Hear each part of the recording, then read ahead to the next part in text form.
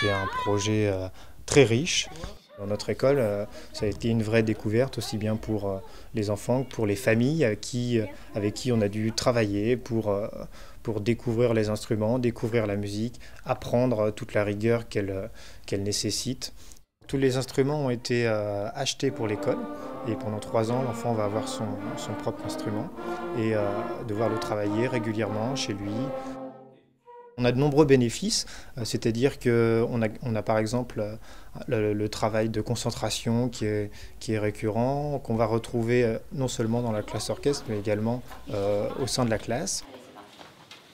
Je joue de la clarinette et c'est bien de faire de la clarinette, je trouve que c'est agréable. Un investissement évidemment de la part des élèves qui découvrent un milieu qu'ils ne connaissaient pas forcément, celui de la musique, la rigueur qu'elle entraîne également. On peut avoir des élèves qui sont en difficulté en classe ou pour qui l'école ça ne fonctionne pas tout le temps et qui vont se révéler dès qu'ils vont se retrouver avec l'orchestre, qui vont s'épanouir aussi. J'aime mieux l'orchestre que la classe. J'ai des copines, il y en a 3 qui sont au trombone, une flûte traversière comme moi, une qui est au saxophone.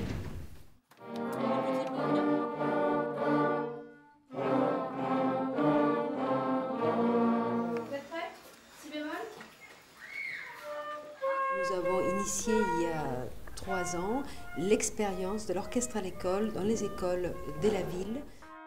L'opération orchestre à l'école a un impact considérable chez les enfants en termes d'évolution personnelle, d'attention, de cognitivité, de comportement scolaire, voire même de lutte très efficace contre l'échec scolaire. On est une classe, ça revient au même. Ça revient au même. Ça revient au même. Au début, on est par groupe et après, on joue en orchestre. Ouais, ça nous éclate. Donc ce qui est important à considérer, c'est que l'expérience orchestre à l'école se situe surtout dans une démarche sociétale bien avant qu'une démarche artistique. Je préfère énormément plus l'orchestre que la classe. J'aime les deux. Ouais. En maison. Et on peut en faire à la maison et puis... Enfin, on doit prendre soin de notre instrument. On doit le graisser, on doit le nettoyer.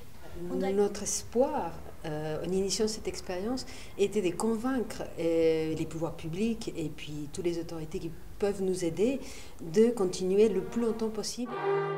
Pour ce qui est évidemment de Poissy, nous pensons que c'est une expérience qui est utile et qui va aider les enfants qui ne peuvent pas par eux-mêmes avoir accès à la musique. On a sa note bouche fermée, donnez-la moi.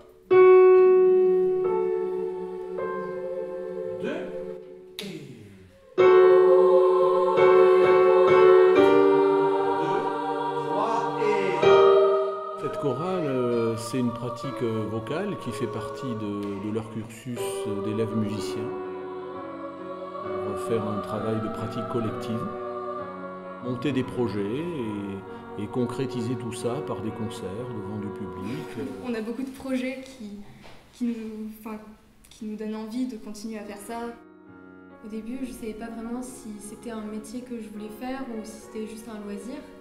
Et faire cette chorale et ce cursus CHAM, ça m'a vraiment aidé à choisir. Je pense pas que je ferais un métier professionnel dans la musique, mais je m'aiderais beaucoup de ça, je pense.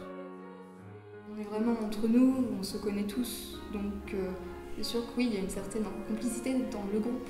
Cette heure de chorale leur permet de développer un aspect de la musique différent de leur aspect musique instrumentale et on travaille aussi la cohésion du groupe.